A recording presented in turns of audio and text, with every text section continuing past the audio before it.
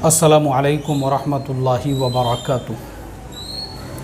बिस्मिल्लाहिर्रहमानिर्रहीम नहमदुहु व नुसल्ली अला रसूलिहिल करीम अम्मा बाद। मोहतरम भाइयों, बुज़ुर्गों, दोस्तों, तफ़सीर कुरान की ये हमारी 7वीं मजलिस है और अल्हम्दुलिल्लाह अल्लाह के फ़ज़ल से, उसके करम से, उसके एहसान से कल जो है हमने सूरे निसा सूरे निसा के अंदर अल्लाह तबारक व तआला ने जो हुकूक़ बयान किए हुए हैं, मियाँ बीवी के क्या हुकूक़ है, मीरास के क्या मसाइल है, महरमात किसे कहते हैं, वो सारी के सारी तफासिल जो है अल्हम्दुलिल्लाह वो आप तमाम लोगों के सामने आ चुकी है। अब आज जो है हम शुरुआत करेंगे सूरतुल माइदा से। और सूरतुल माइदा जो है ये 6ठे पारे से शुरू होती है, फिर 7वें पारे में भी इसका सिलसिला चलता है। और इसी तरह से ये जो सूरत है तो कुरान करीम के अंदर इस सूरत का क्या शान नुज़ूल है, ये सूरत कहाँ पे नाजिल हुई, इसी तरह से ये जो सूरत है सूरतुल माइदा, इस सूरत के अंदर अल्लाह तबारक व तआला ने क्या अहकाम बयान किए हैं। क्योंकि हमारे शुरू में ही मैंने आप लोगों को बताया था कि शुरू के जो पारे हैं और शुरू में जो सूरतों को तरतीब दिया गया है वो इसी एतबार से कि जो अहकाम है अल्लाह तबारक व तआला के वो हमारे सामने आ जाए। जैसा कि हमने शुरू से ही सूरतुल बक़रा, सूरे आली इमरान, सूरे निसा, ये तमाम सूरतों के अंदर हम लोग जो है अल्लाह तबारक व तआला के अहकामात का बयान सुनते आ रहे हैं। ऐसे ही आज जो है हम लोग 6ठे पारे से 7वें पारे में पहुँचेंगे। और देखिए ये जो है 6ठा पारा है जिससे सूरतुल माइदा शुरू होती है। तो सूरतुल माइदा जो है वो भी मदनी सूरत है, उसमें 120 आयत है और 16 रुकू है इस सूरत के अंदर। इसका शान नुज़ूल क्या है वो हम आपको बता देते हैं। बिल इत्तेफाक ये मदनी सूरत है। मदनी सूरतों में भी आखिर की सूरत है, यहाँ तक कि बाज़ हज़रात ने इसको कुरान करीम की आखिरी सूरत भी कहा है। हज़रत अब्दुल्लाह इब्न उमर रज़ी अल्लाह अन्हुमा से मनक़ूल है कि सूरह माइदा रसूल करीम सल्लल्लाहु अलैहि वसल्लम पर उस वक्त नाजिल हुई जबकि आप सफ़र में अपनी ऊँटनी पर सवार थे। नुज़ूल वही के वक्त जो गैर मामूली सकल और बोझ हुआ करता है, हस्ब दस्तूर उस वक्त भी हुआ, यहाँ तक कि ऊँटनी आजिज़ हो गई तो आप उससे नीचे उतर आए। ये सब बज़ाहिर हज्जतुल वदा का सफ़र है, जैसा कि बाज़ रिवायात से इसकी तायीद होती है। हज्जतुल वदा हिजरत के 10वें साल में हुआ और उसी से वापसी के बाद रसूल करीम सल्लल्लाहु अलैहि वसल्लम की दुनियावी हयात तकरीबन 80 दिन रही। इब्न हय्यान ने बहर मुहीत में लिखा है कि सूरह माइदा के बाज़ अज्ज़ा सफ़र हुदैबिया में और बाज़ फ़तह मक्का के सफ़र में और बाज़ हज्जतुल वदा के सफ़र में नाजिल हुए। इससे मालूम हुआ कि यह सूरत नुज़ूल कुरान के आखिरी मराहिल में नाजिल हुई है, भले ये बिल्कुल आखिर सूरत ना हो। अब जैसे देखो, अब ये तमाम जो यहाँ पे बातें जो बयान की गई है कि सूरतुल माइदा जो है ये कुरान करीम की आखिर सूरतों में है। आखिर मतलब ये है, देखो इसमें समझने वाली बात ये है कि इसके अंदर एक जो आयत है वो अभी मैं आपको पढ़कर सुनाता हूँ और उस आयत की थोड़ी सी मैं आपको तशरीह भी बयान कर दूंगा, जो कुरान करीम की बिल इत्तेफाक आखिरी आयत है जो इसी सूरत के अंदर है। वो बिल इत्तेफाक है कुरान करीम की आयत। देखो अब वो आयत कहाँ है, वो शुरू होती है असल में उसका जो जुज़्व है आखिर का वो ये है, अऊज़ु बिल्लाहि मिनश शैतानिर रजीम अल-यौमा अकमलतु लकुम दीनकुम व अतममतु अलैकुम निअमती व रदीतु लकुमुल इस्लाम दीना। आज मैं पूरा कर चुका हूँ तुम्हारे लिए दीन तुम्हारा और पूरा किया तुम पर मैंने अपनी नेमत को और पसंद किया मैंने तुम्हारे वास्ते इस्लाम को दीन। ये जो कुरान करीम की जो आयत है और ये जो जुज़्व है ये हज्जतुल वदा के मौके पर अल्लाह के नबी सल्लल्लाहु अलैहि वसल्लम ने अपनी ऊँटनी पर जो खुतबा दिया था उस वक्त ये आयत नाजिल हुई। जिसका मतलब ये है, अब ये जो है ना ये मुहर है दीन इस्लाम के ऊपर। जो दीन इस्लाम है اور تکمیل دین کی جو مہر ہے، آخری جو سیل ہے، وہ یہ جملہ ہے، وہ یہ آیت ہے جس میں فرما دیا کہ اب جو ہے اسلام یہ مکمل ہو چکا ہے، تکمیل ہو چکی ہے اسلام کی، دین کی۔ اور اسی خطبے میں اللہ کے نبی صلی اللہ علیہ وسلم نے یہ بھی کہا تھا، لوگو میں تمہارے لیے دو چیزیں چھوڑ رہا ہوں، ایک تو قرآن کریم ہے اور دوسرے میری اپنی زندگی ہے، میری اپنی سیرت ہے، میری اپنی سنت ہے۔ یہ دو چیزیں ہیں نا، تو یہ مسلمانوں کے لیے حجت ہے، یعنی ہمارے لیے حجت جو ہے نا عمل کرنے کے لیے۔ جیسے مثال کے طور پہ میں آپ کو یہ جو آیت ہے اس کے بارے میں اور بھی تھوڑا سا یہ بتا دوں۔ جیسے مثال کے طور پہ یہ جو مہر لگا دی کہ دین اسلام کو اللہ نے مکمل کر دیا، اس کا مطلب یہ ہے کہ ہمارے نبی صلی اللہ علیہ وسلم کی جو شریعت ہے، جسے شریعت اسلامیہ کہتے ہیں، شریعت محمدیہ کہتے ہیں، اس آیت کا مطلب یہ ہے کہ وہ ہمارے لیے کافی ہے، وہ ہمارے لیے کافی ہے۔ یہ میں بہت اہم باتیں آگے بتانے والا ہوں، تھوڑا دھیان توجہ سے، اور نہیں سمجھ میں آیا تو 2 بار 3 مرتبہ سنو۔ میں اسی لیے اختر لگا رہا ہوں تاکہ میں بھی جو ہے پورے دھیان توجہ کے ساتھ میں وہ باتیں پوری روحانیت کے ساتھ میں بیان کر سکوں، ایک دم پورے کے پورے اس فرشتوں والے ماحول میں۔ تو دین کی جب تکمیل ہو گئی تو ہمارے آج کے زمانے میں بہت سارے لوگ جو اپنی طرف سے ایک نیا دین گھڑنے میں لگے ہوئے ہیں۔ اب میں نے کل دیکھا، ایک میسیج مجھے آیا، کسی نے کہا کہ مدینہ منورہ کے اندر ایک صاحب نے اللہ کے نبی صلی اللہ علیہ وسلم کو خواب میں دیکھا، اور اللہ کے نبی نے ان سے فرمایا جاؤ لوگوں کو جا کے یہ کہہ دو، وہ کہہ دو۔ یہ تمام جو باتیں ہیں ہمارے نزدیک اس کی کوئی اصل نہیں ہے۔ ہاں، اللہ کے نبی کو کسی نے خواب میں دیکھا، وہ بالکل دیکھ سکتا ہے، کیونکہ یہ بھی اللہ کے نبی صلی اللہ علیہ وسلم کی حدیث ہے کہ جس نے مجھے خواب میں دیکھا اس نے مجھے ہی دیکھا، لیکن وہ تمہارے اپنے لیے ہے، تم کو نمائندہ نہیں بنایا گیا ہے۔ ہمارے یہاں پہ انہی باتوں کا لوگ جو ہے نا اپنی تحریکوں کے لیے، اپنی تنظیموں کو چمکانے کے لیے، اپنی جماعتوں کو، میں نے ایسی کوئی جماعت نہیں دیکھا ہوگا یا کوئی ایسی تحریک جس کے ابتدا میں اللہ کے نبی کے خواب کا ذکر نہ آتا ہو کہ اللہ کے نبی نے اس کی بشارت دیے تھے اور اللہ کے نبی نے اس کی بنیاد رکھے تھے۔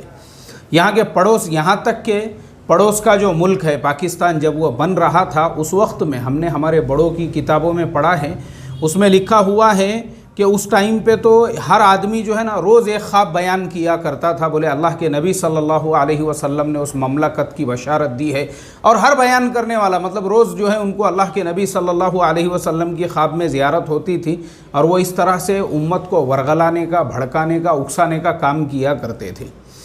حد تو اس وقت ہو گئی، حد جو ہے نا، حد تو اس وقت ہو گئی جب میں نے دیکھا کہ کورونا کا جو زمانہ جب شدت کا چل رہا تھا، آج سے 2 سال پہلے جب اس کی ابتدا ہوئی تھی، پاکستان کے ہی ایک صاحب ہے، ماشاءاللہ ان کی اتنی بڑی لمبی چوڑی سفید داڑھی ہے، اور نیم کے پتوں کا پیسٹ، نیم کے جو کڑوے پتے ہوتے ہیں نا، وہ کڑوے پتوں کا جو پیسٹ ہے، اس کی کمپنی تھی، کارخانہ تھا، اور وہ کچھ اور دوسرے کاموں کے لیے استعمال آتا تھا۔ وہ ویڈیو ابھی بھی ہے میرے، اس پہ 2-3 ویڈیو میں نے ڈالا ہوا ہوں، اس کے اوپر بھی وہ جناب جو ہے وہ دھڑلے سے ویڈیو کے اندر یہ کہہ رہے ہیں کہ بولے دیکھیے اللہ کے نبی صلی اللہ علیہ وسلم میرے خواب میں آئے تھے اور آپ نے کہا کہ یہ کورونا کا علاج ہے، اس کو لوگوں تک پہنچاؤ۔ اب جیسے ہی وہ اعلان ہوا، بیچاری امت تو سیدھی سادھی بھولی بھالی امت نے دھڑلے سے جو مال خریدنا شروع کیا کہ پورا اسٹاک ختم ہو گیا ان کے پاس کا۔ تو پتہ یہ چلا کہ اس طرح سے انڈیا، پاکستان، بنگلہ دیش میں کچھ مذہبی غنڈوں نے، کچھ جبہ پوش شیاطین نے، اور کچھ جبہ پوش اپنی ٹپریاں، اپنی دکانیں، اپنے مذہبی جو ہے مسندوں کو چلانے کے لیے لوگوں نے اللہ کے نبی کے ایسے خواب گھڑ گھڑ کے بیان کیے اپنی ٹپریوں کے لیے، بس اللہ ایسوں کے شر سے امت کی حفاظت فرمائے، صرف اپنا پیٹ بھرنے کے لیے۔ بہت ملیں گے ایسے، انہوں نے ایک نئی شریعت گھڑ دی ہے، اور ایسے ہی لوگوں کی نئی شریعت گھڑنے کی وجہ سے کیا ہو گیا کہ امت نے جو قرآن والا اسلام ہے اور جو حدیث والا اسلام ہے اس کو ترک کر دیا، اور پھر اس کے بعد امت جو ہے خیالی اسلام کے اندر لگ گئی۔ خیالی اسلام کے اندر آج بھی بہت سارے لوگ اپنے دل سے گھڑ گھڑ کے وظیفے بیان کرتے ہیں۔ ابھی رمضان شروع ہونے سے پہلے ایک وظیفہ کسی صاحب نے مجھے بھیجے کہ بولے فلاں صاحب نے فرمایا ہے کہ چاند رات کے دن جو رمضان کی پہلی رات ہے اس میں یہ وظیفہ پڑھا جائے تو پورا سال تم کو رزق کی تنگی نہیں ہوگی، کمی نہیں ہوگی۔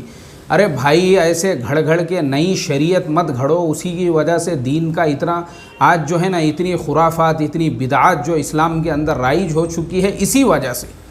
کس نے کہا تم کو وہ عمل کے لیے؟ مطلب یہ ہے کہ پھر اس کے بعد میں جو ہے سال بھر تم کو محنت کرنے کی ضرورت نہیں، مشقت کرنے کی ضرورت نہیں۔ ارے جو اسلام کس کا نام ہے؟ اسلام یہ ہے کہ جو تمہاری روزانہ کی زندگی ہے اس کے ساتھ میں اسلام جو ہے تمہارے جڑا ہوا ہے، اسی کے ساتھ میں اسلام جو ہے ایک لائحہ عمل کا نام ہے۔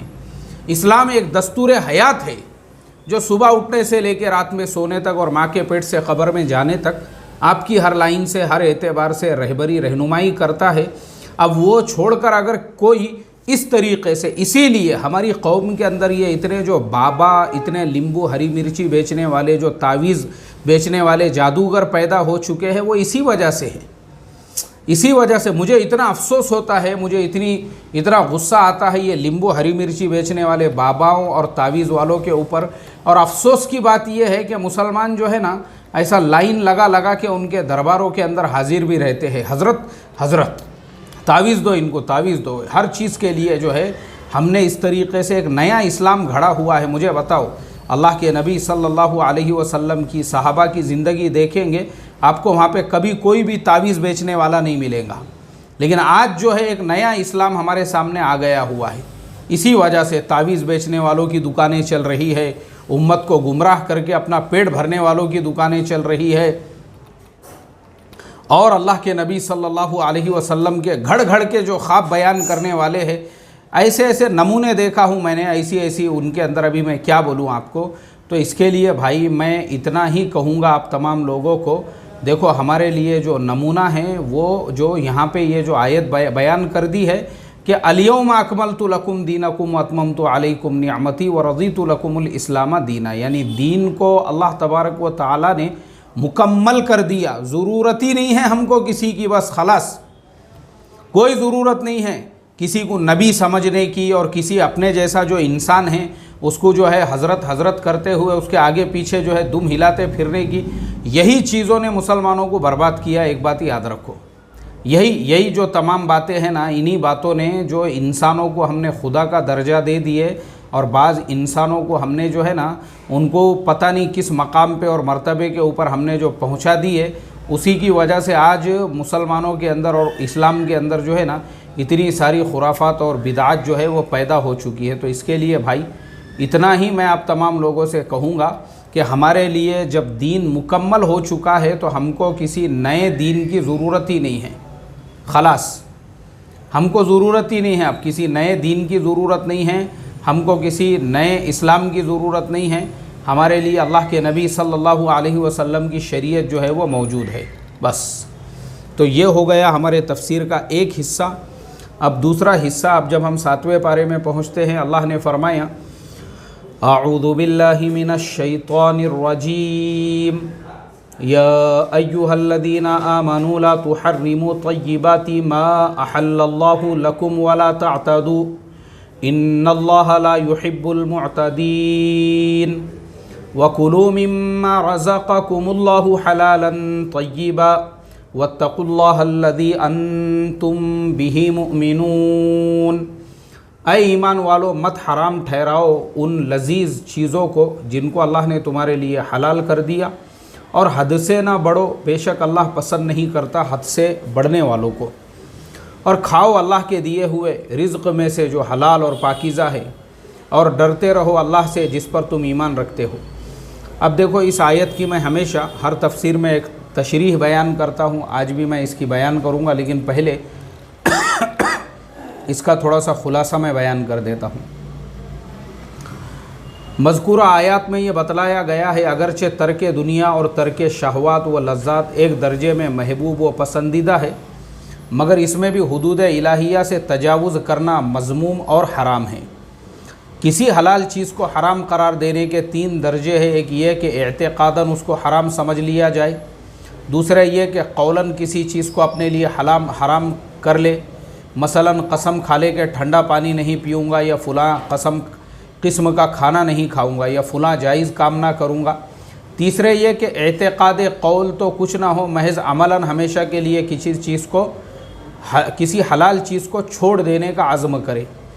पहली सूरत में अगरचे इस चीज़ का हलाल होना क़तई दलाइल से साबित हो तो उसका हराम समझने वाला कानून इलाहिया की सरीह मुखालिफत की वजह से काफिर हो जाएगा। अब जैसे मिसाल के तौर पर मैं आपको इसकी कुछ मिसालें देता हूँ। बहुत सारे लोगों ने अपने दिल से बहुत सी हलाल चीज़ों को हराम करार दिया। जैसे पार्ले का बिस्किट है, मैं एक इलाके में गया, बोले यहाँ कोई पार्ले बिस्किट नहीं खाता, दिल से अपने दिल से ही हराम करार दे दिया उसको।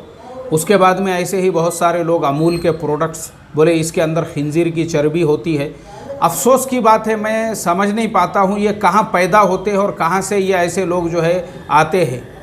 दिल से, अपने दिल से, कोई तहकीक नहीं, कोई लेबोरेटरी उसकी जांच नहीं, उसके बारे में कुछ पता नहीं, कोई इल्म नहीं, कोई मालूमात कुछ नहीं, अपने दिल से जो है पार्ले बिस्किट को हराम कर दिया, अमूल के जो है चीज़ों को हराम कर दिया, और भी बहुत सारी चीज़ें हैं, अपने दिल से उसको हराम कर दिया। वैसा दिल से हराम करने से कोई चीज़ हराम नहीं होती, बल्कि अल्लाह की हलाल चीज़ को हराम करार देने वाला खुद गुनहगार होता है, ऐसा यहाँ पे लिखा हुआ है। अल्लाह हमारी इससे हिफाजत फरमाए। ऐसे ही मैंने एक वीडियो देखा था, उसके अंदर जो है मुर्गी होती है, इसकी क्या कहते हैं उसको, जो मुर्गी बिकती है ना, जिसको फार्म की मुर्गी कहते हैं, या फिर जैसे अपने यहाँ क्या बोलते हैं इसको, पोल्ट्री फार्म की जो मुर्गी होती है।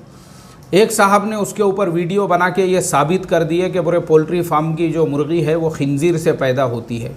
अब मुझे तो इतना अफसोस हुआ उसकी अक़ल पर, उसकी सोच पर, बेचारे की कहाँ से किधर उसने कौन सी चीज़ को लाकर जोड़ दिया। अल्लाह हिफाजत फरमाए। मोहतरम दोस्तों, शरीयत के अंदर जो चीज़ के भी हुर्मत का जो फतवा है, जब तक के उसके अंदर वो सिफ़ात नहीं पाई जाती है हुर्मत वाली और हराम ग़िज़ा वाली, तब तक आप उसके ऊपर हुर्मत का, कोई भी दुनिया का मुफ्ती उसके ऊपर हुर्मत का फतवा नहीं दे सकता है। जब तक कि वो खिंजीर का गोश्त नज़र ना आता हो, जब तक कि वो खून ना हो, जब तक कि वो ये ना हो, और जब तक कि आप अपनी आँखों से उसको ना देख ले, उस वक्त तक। लेकिन जहाँ कहीं पे सिर्फ शक की बुनियाद पर के समाज के अंदर एक बात चल गई और पोल्ट्री फार्म की मुर्गी को ही उन्होंने सूअर की मुर्गी करार दे दी, अल्लाह हिफाजत फरमाई। ऐसे भी नमूने हमारी कौम के अंदर मौजूद है।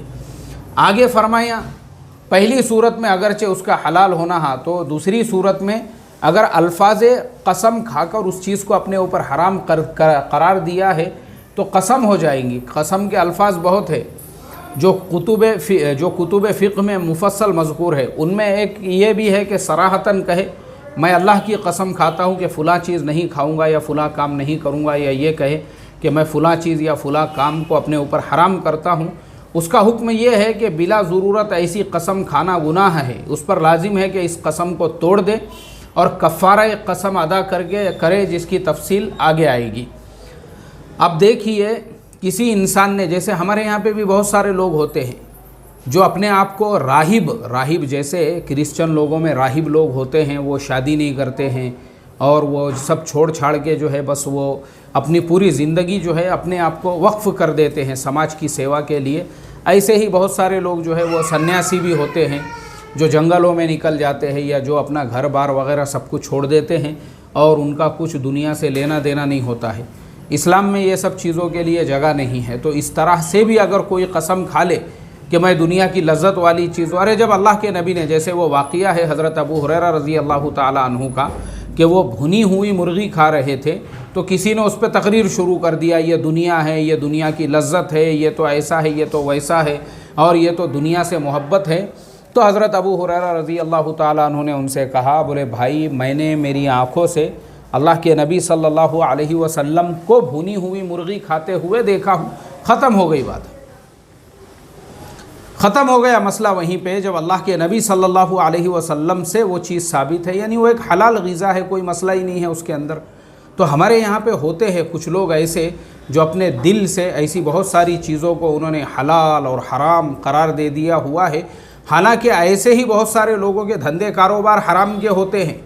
बहुत सारे लोग डुप्लीकेट माल बेचते हैं, बहुत सारे लोग गवर्नमेंट का टैक्स चुरा देते हैं, बहुत सारे लोग जो है हेरा फेरी के धंधे करते हैं, उसी में बहुत सारे लोग डुप्लीकेट जो है कॉपी का माल बेचते हैं। उस वक्त में किसी मुफ्ती से मसला नहीं पूछेंगे वो, لیکن پارلے بسکٹ کھاتے وقت ان کو یاد آئے گا کہ یہ جائز ہے یا نہیں. اور اسی طرح سے دوسری چیزیں جو بالکل عقل پہ ایک پردہ پڑا ہوا ہے. اللہ حفاظت فرمائے. آگے تیسری قسم جس میں اعتقاد اور قول سے کسی حلال کو حرام نہ کیا ہو بلکہ عمل میں ایسا معاملہ کرے جیسے حرام کے ساتھ کیا جاتا ہو، دائمی طور پر اس کے چھوڑنے کا التزام. اگر حلال کو چھوڑنا ثواب سمجھتا ہے تو بدعت ہے اور رہبانیت ہے. یہ سیم وہی مسئلہ ہے جو میں نے ابھی آپ لوگوں کو بتایا. جیسے بہت سارے لوگ جو ہے بہت ساری چیزوں کو اپنے لیے انہوں نے حرام قرار دے دیا ہوا ہے، تو یہ ان کی جہالت ہے، یہ ان کا ان پڑھ پن ہے. اب دیکھیے میں آپ کو یہاں پہ کچھ چیزیں بتاتا ہوں جو یہاں پہ اللہ تعالیٰ نے کہا ہے کہ لا تحرموا، حرام مت کرو. اللہ تعالیٰ کی جو یعنی جو زیب و زینت والی بہت ساری چیزیں ہیں جن کو اللہ نے تمہارے لیے حلال کر دیا اور بہت سی پاک جو چیزیں ہیں. اب میں آپ کو جو ہے نا ہر چیز کے بارے میں تھوڑا سا جو ہے اس کا ڈیٹیل میں آپ کو بتا دیتا ہوں تاکہ آپ کو حلال، حرام، مکروہ اور اس کا جو مباح ہے یہ سب سمجھ میں آ سکے، تاکہ آپ سمجھ سکو اس کو. دیکھو سب سے بنیادی چیزیں جو ہے کھانا پینا ہے، تو کھانے میں حلال بھی ہے، حرام بھی ہے، مکروہ بھی ہے. اب دیکھیے اس میں حلال کیا ہے کھانے کے اندر، وہ تمام پاک چیزیں جن کو اللہ نے حلال قرار دے دیا وہ آپ کے لیے حلال ہے. ہر چیز آپ کھا سکتے ہیں. حرام کیا ہے؟ حرام کمائی ہے، سود کی کمائی ہے، 2 نمبر کے دھندے کی کمائی ہے، یہ حرام ہے، اس سے انسان نے بچنا چاہیے. اب جو غذائیں ہیں کھانے والی، سور کا گوشت حرام ہے، شراب حرام ہے، مردار حرام ہے، خون حرام ہے، اور یہ تمام باتیں. اور اسی طرح سے شریعت کے جو احکام ہیں یعنی جن چیزوں کو شریعت نے حلال اور حرام قرار دیا اس کے اعتبار سے جو حلال ہے آپ کے لیے آپ بالکل کھا سکتے ہیں، اس میں کوئی حرج ہی نہیں ہے. اور جو حرام ہیں جن کو حرام کر دیا وہ حرام ہیں، جیسے ابھی میں نے آپ کو بتایا. اسی طرح سے بعض لوگ مشروم کے بارے میں بھی کہ وہ مشروم جو ہے اپنے دل سے ہی بہت سے لوگوں نے اس کو حرام قرار دیا ہوا ہے، حالانکہ یہ سوچ ہی خود بدعت ہے، کیونکہ مشروم ایک طرح کی سبزی ہے اور سبزی ترکاریوں میں ہر سبزی ترکاری وہ حلال ہے، جائز ہے. کوئی بھی ایسی سبزی ترکاری نہیں ہے جو آپ کے لیے حرام ہو یا جو آپ کے لیے ناجائز ہو. اپنے دل سے گھڑو مت اسلام میں نئی چیزیں، اپنے دل سے ایک نیا اسلام مت پیدا کرو. ابھی تھوڑے دنوں پہلے میں روزانہ میرا معمول ہے میں راستے سے گزرتا ہوں تو ایک صاحب جو ہے وہ اسٹرابیری بیچتے ہیں. تو ایک مہمان صاحب آئے ہوئے تھے، میں نے ان کے لیے آدھا کلو اسٹرابیری منگایا. میں بولا گرمی کا موسم ہے وہ کھائیں گے. تو انہوں نے میرے سے کہا ارے نہیں میں اسٹرابیری نہیں کھاتا ہوں. میں نے کہا بھائی اسٹرابیری کے بارے میں قرآن کی کون سی آیت ہے جس میں اللہ نے اسٹرابیری کو حرام قرار دے دیا؟ نہیں بولے وہ جو پھل ہے جہنم کا جسے زقوم کہتے ہیں. ارے میں نے کہا بھائی وہ زقوم کا جو پھل ہے جس کے بارے میں بتایا گیا ہے عرب ملکوں کے اندر اور بہت ساری جگہ پہ جو ہے نا وہ پھل عام طور پہ ریگستانوں کے علاقے میں اس کو پورے کانٹے لگے ہوئے ہوتے ہیں، وہ یہ پھل نہیں ہیں. کون سا ہوشیار تھا؟ میں بولا وہ کون سا عقل مند تھا جس نے اس کو حرام قرار دیا یا جس نے اس کو زقوم سے تشبیہ دیا؟ یعنی دل سے ہی گھڑ دینے کا ایک نیا اسلام. قرآن میں اللہ نے اس کو حلال قرار دیا ہوا ہے اور تم اپنے دل سے حرام قرار دے رہے ہو. کہاں سے لائے؟ میں بولا یہ اسلام تم نے نیا. اللہ حفاظت فرمائے. قوم کی عجیب بھارت کے اندر مینٹالٹی اور لوگوں کی نفسیات بنی ہوئی ہے. اسی وجہ سے عرب جو ہے نا عربوں کے نزدیک وہ بڑی ہی انڈیا، پاکستان، بنگلہ دیش، یہاں کا کتنا بھی بڑے سے بڑا اہل علم ہو اس کو وہ مقام اور مرتبہ نہیں دیتے جو وہاں کے عرب علماء کو ہے. کیوں؟ کیونکہ ہم نے اپنے یہاں پہ ایک الگ اسلام گھڑا ہوا ہوتا ہے. یہ پرابلم ہے ہمارا. اب اپنے دل سے ہی اسٹرابیری کو جو ہے زقوم کا پھل قرار دے دیا اور اس کو جو ہے جہنم کا پھل. غلط بات ہے. یہ بالکل حلال ہے، بالکل جائز ہے، بالکل کھا سکتے ہیں. کوئی پھل ایسا نہیں ہے شریعت اسلامیہ نے جس کو حرام قرار دیا ہو. کوئی بھی ایسا پھل نہیں ہے، بالکل آپ اس کو کھا سکتے ہیں. تو جو چیز حلال ہے، حلال کھانے پینے کے اندر یہ چیزوں کا ہم دھیان رکھیں. اب اس کے بعد میں آتے ہیں لباس کے اوپر. اب جو لباس آپ کا پہننے کا ہے تو دیکھو لباس کے اندر بھی کچھ چیزوں کا ہم خیال رکھیں. جیسے ریشم کا لباس مرد کے لیے حرام ہے. سطر سے کم لباس پہننا مرد کے لیے حرام ہے، عورت کے لیے بھی حرام ہے. اسی طرح سے سطر سے کم لباس پہننا یا ریشم کا لباس پہننا، یہ تمام لباسوں سے انسان نے پرہیز کرنا چاہیے. اب اس کے علاوہ جو لباس ہے پہننے کے، جیسے مثال کے طور پہ ایک انسان جو ہے وہ اپنے جسم کو راحت پہنچانے کے لیے کہ بھائی میں صرف ریمنڈس کا پہنتا ہوں یا میں اور کسی اچھے برانڈ کا پہنتا ہوں تاکہ مجھے جو ہے میرے باڈی کو اس سے راحت پہنچے، آرام پہنچے، تو بالکل حلال اور جائز ہے آپ کے لیے۔ آپ کسی بھی برانڈ کا پہن سکتے ہو، دنیا کا کوئی بھی بڑے سے بڑا برانڈ ہو، وہ برانڈ آپ کے لیے بالکل حلال ہے، بالکل جائز ہے۔ چاہے آپ ریمنڈ کا پہنو، چاہے آپ نائکے کا پہنو، چاہے آپ ایڈیڈاس کا پہنو، چاہے آپ کسی بھی برانڈ کا کپڑا پہنو، حلال ہے، حلال ہے خلاص۔ حرام کیا ہے آپ کے لیے؟ مرد کے لیے ریشم کا لباس حرام ہے، مرد عورت دونوں کے لیے سطر سے کم لباس پہننا جو ہے وہ حرام ہے۔ اگر وہ آپ حرام نہیں پہن رہے ہو، آپ کا لباس سطر سے اوپر ہے اور آپ کا لباس ریشم نہیں ہے، بالکل پہن سکتے ہیں، اور عورت ہے تو ریشم بالکل پہن سکتی ہے، اس کے لیے ریشم پہننا بھی بالکل جائز ہے، بالکل حلال ہے۔ تو اس کے لیے یہ چیزیں یاد رکھو لباس کے معاملے میں بھی۔ اب ہمارے زمانے میں کیا ہوتا ہے، مسئلہ آتا ہے پینٹ شرٹ پہننے کا، مسئلہ آتا ہے بھارتیہ کرتا پیجامہ پہننے کا۔ تو دیکھو بھارتیہ کرتا پیجامہ جو ہے نا، یہ کوئی سنت لباس نہیں ہے۔ بہت سارے لوگ اسی کو سنت کے نام پہ چلاتے ہیں، سنت پہنو، سنت پہنو۔ ہمارے ماننیہ پردھان منتری نریندر جی مودی وہ بھی بھارتیہ کرتا اور پیجامہ پہنتے ہیں، کیا وہ بھی سنت لباس ہو گیا؟ ہمارے دیش کے ماننیہ گرہ منتری امت شاہ جی وہ بھی کرتا اور پیجامہ ویسا ہی پہنتے ہیں، تو کیا وہ بھی سنت لباس ہو گیا؟ جتنے بھی لیڈر ہیں پارلیمنٹ کے اندر بیٹھے ہوئے، تمام کے جسم پر اگر آپ دیکھو گے تو وہی آپ کو راہل گاندھی صاحب بھی وہی بھارتیہ کرتا پہنتے ہیں، ویسا ہی پیجامہ پہنتے ہیں، تو کیا آپ اس کو سنت لباس قرار دے دو گے؟ یہ بھارتیہ کرتا اور پیجامہ ہیں، اس کو وہ لباس قرار دینا کہ یہ اللہ کے نبی صلی اللہ علیہ وسلم کا لباس تھا، یہ خود ایک سوچ اپنی جگہ پہ جو ہے غلط ہے، ہم نے اپنی اس سوچ کو سدھارنا چاہیے۔ سنت جو لباس ہے اللہ کے نبی صلی اللہ علیہ وسلم جو پہنتے تھے وہ یہ ایسا جبہ تھا۔ دیکھو یہ جو جبہ ہے، میرا جبہ نظر آ رہا ہے آپ لوگوں کو، یہ جو جبہ ہے ایسا لمبا جو جبہ ہے نا، یہ جبہ، یہ ایسا جو جبہ ہے، عرب لوگ ایسا جبہ پہنتے تھے، اس طرح کا جو جبہ ہے آج بھی ایسا جبہ اللہ کے نبی صلی اللہ علیہ وسلم کا ترکی کے اندر موجود ہے، وہاں کے ایک عجائب گھر کے اندر، وہاں کے ایک میوزیم میں۔ اور پاجامہ جو ہے نا، پاجامہ یہ عرب کے اندر لوگ تہبند باندھنے کا ان لوگوں کا رواج تھا، تہبند باندھتے تھے وہ لوگ، مسنون لباس ہی آپ کو پہننا ہے تو جیسا اللہ کے نبی پہنتے تو بھارتیہ کرتا پیجامہ جو ہے اس کو سنت قرار دینا، یہ صرف چونکہ ہم بھارت میں رہتے ہیں، اب آج ہم بھارتیوں نے بولے، کل ملیشیا بولیں گے ہمارا بھی لباس سنت ہے، پرسوں انڈونیشیا والے بولیں گے ہمارا لباس سنت ہے، ترسوں کوئی اور ملک والے بولیں گے ہمارا لباس سنت ہے۔ تو کوئی بھی لباس جو ہے نا نقشے کے اور اپنے ڈھانچے کے حساب سے۔ اب میں آپ کو بتاتا ہوں اصل جو سنت ہے وہ یہ بھی ہے کہ آپ کا لباس صاف ستھرا رہنا چاہیے، اس پہ عطر وغیرہ لگا ہوا ہونا چاہیے، وہ صاف ستھرا دھلا ہوا ہو جس سے دوسروں کو تکلیف نہ پہنچے، وہ اصل لباس ہے۔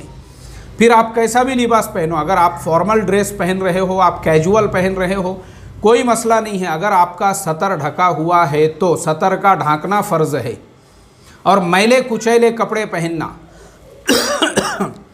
میلے کچیلے جو بدبو مار رہے ہیں اور اس میں سے بدبو نکل رہی ہے اور جو ہے 6 مہینے سے نہایا ہوا نہیں ہے، تو یہ مکروہ ہے، یہ مومن کی شان کے خلاف ہے، اس سے پرہیز کرنا چاہیے۔ تو لباس کے معاملے میں یہ ہے حلال اور یہ ہے حرام۔ میں امید کرتا ہوں یہ سمجھ میں آ گیا ہوں گا۔ ایسے ہی اب جیسے رہنے کا مکان ہے، اب رہنے کے مکان کے اندر اگر آپ نے اپنی سہولت کے لیے اپنے لیے چاہے RCC کا مکان بنایا ہوا ہو، لیکن آپ کا مقصد اس سے یہ ہے کہ بھائی میں بارش سے، طوفان سے، زلزلے سے، یہ ساری چیزوں سے اپنے اور اپنے اہل و عیال کی حفاظت کر سکوں۔ آج کے زمانے میں عموماً ویسے ہی مکانات بن رہے ہیں، اس میں آپ کے دل میں ذرا برابر بھی فخر یا گھمنڈ یا افتخار نہیں ہے، بلکہ آپ کے دل کے اندر جو ہے آپ نے یہ تمام جو باتیں ہیں اپنے ضرورت کے اعتبار سے آپ نے جو ہے وہ فیصلہ لیا ہوا ہے گھر تعمیر کرنے کا، تو بالکل آپ تعمیر کر سکتے ہیں، لیکن اس میں فضول خرچی نہیں ہونا چاہیے۔ فضول خرچی سے مراد یہ ہے، بہت سارے مکانات میں نے دیکھا ہوں کہ گھر تو چھوٹا ہوتا ہے لیکن اس میں زیب و زینت، اس میں ڈیزائن بنایا ہوا ہے، اس میں آڑا تیڑا کہیں پہ بھی کچھ بھی ایسا اس کو گھمایا ہوا ہے۔ سادہ سمپل مکان ہو، مکان میں ہر سہولت کی چیز آپ لے سکتے ہو، کوئی حرج نہیں ہے، جو حلال ہے، جو جائز ہے۔ حرام سے اپنے آپ کو ہم نے بچانا چاہیے۔ زیب و زینت، افتخار گھر میں رہنا نہیں ہے، اس سے بڑا حویلی اور بنگلہ بنا رہے ہیں اور بہت سارے لوگ جو ہے باہر ملکوں میں رہتے ہیں اور وہ اپنے انڈیا کے اندر اپنے خالی بڑی بڑی حویلیاں اور بنگلے بنا دیتے ہیں، تو وہ فضول خرچی ہے، وہ اس کے علاوہ کچھ بھی نہیں ہے، اس کا کوئی حاصل ہی نہیں ہے آپ کو۔ اللہ حفاظت فرمائیں۔ ایسے ہی گاڑی کے اندر جو سواری ہے وہ بھی آج کے زمانے کے اعتبار سے انسان کی ایک بنیادی ضرورت ہے۔ اب سواری میں اگر آپ اپنی سہولت کے لیے کہ بھائی مجھے جو ہے کمفرٹیبل ہونا چاہیے، تو مرسیڈیز، آڈی، BMW، GMC کوئی بھی گاڑی آپ لے سکتے ہیں، بالکل حلال اور جائز ہے آپ کے لیے۔ اللہ کے نبی صلی اللہ علیہ وسلم کے پاس 2 اونٹنیاں تھیں، آپ کے پاس گھوڑے بھی تھے، اس زمانے کے اعتبار سے خچر اور گدھے بھی تھے، ہر طرح کی سواری آپ کے پاس میں تھی۔ تو آج کے زمانے کے اعتبار سے آپ بھی ہر طرح کی سواری خرید سکتے ہو، حلال ہے، جائز ہے آپ کے لیے۔ اب اس میں حرام کیا ہے، ناجائز کیا ہے؟ تو وہ سواری جس کا مقصد آپ کو راحت پہنچانا نہیں ہے بلکہ فخر، گھمنڈ اور اکڑ ہے، اور محلے والوں پہ امپریشن جھاڑنا ہے کہ ہمارے پاس میں بھی کار ہے اور ہمارے پاس میں بھی گاڑی ہے اور ہم بھی کار والے ہو گئے۔ اگر آپ کا مقصد افتخار ہے اور اگر آپ کا مقصد دکھاوا ہے اور اگر آپ کا مقصد ریاکاری ہے، تو بالکل آپ کے لیے اس طرح کی گاڑی خریدنا جائز نہیں ہے، کیونکہ آپ فضول خرچی کر رہے ہو، اس کی آپ کو ضرورت نہیں ہے، آپ کا مقصد صرف امپریشن جھاڑنا ہے بس۔ لیکن آپ کو ضرورت ہے اور آپ اپنے آپ کو کمفرٹیبل فیل کرنے کے لیے آڈی، مرسیڈیز، BMW کوئی بھی گاڑی خریدو، بالکل حلال ہے، جائز ہے۔ تو دیکھو شریعت کے اندر یہ حلال اور یہ حرام ہے، اپنے دل سے کچھ چیزوں کو حلال کچھ چیزوں کو حرام مت قرار دو۔ اللہ تبارک و تعالی اس طرح کی چیزوں سے ہماری حفاظت فرمائے، اور ہم کو مسلمان، ہمارے پاس اللہ کے نبی کی مکمل شریعت ہے، ہم کو کسی پیر صاحب سے، کسی بزرگ صاحب سے اور کسی لیمبو ہری مرچی بیچنے والے جو ہے جادوگر صاحب سے اب نیا اسلام اور نئے وظیفے، بہت سارے لوگوں نے ٹپریاں اور دکانیں لگا کے رکھ دیے ہوئے ہیں وظیفے بیچنے کی۔ اللہ ایسوں کے فتنے سے امت کی حفاظت فرمائیں اور قرآن اور حدیث والے اسلام پہ عمل کرنے والا بنائیں۔ السلام علیکم ورحمۃ اللہ وبرکاتہ۔